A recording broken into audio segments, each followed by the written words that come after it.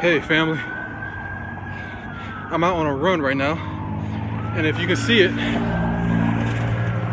that hill? So that's the end of my miles on today, and I am pooped, right?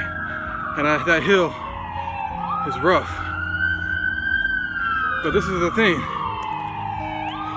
I'm walking right now, and so the top of the hill is a little bit further away, and it's going to take me a little bit longer to get there.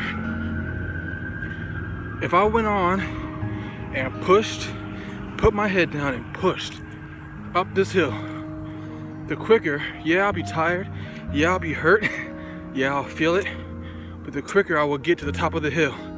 And where there's an uphill, 9 times out of 10, there's a downhill. And as you know, downhill is so much easier than uphill. So what am I saying? Life may be a hill right now, but if you go ahead and embrace your hill, I didn't say like it, but embrace it.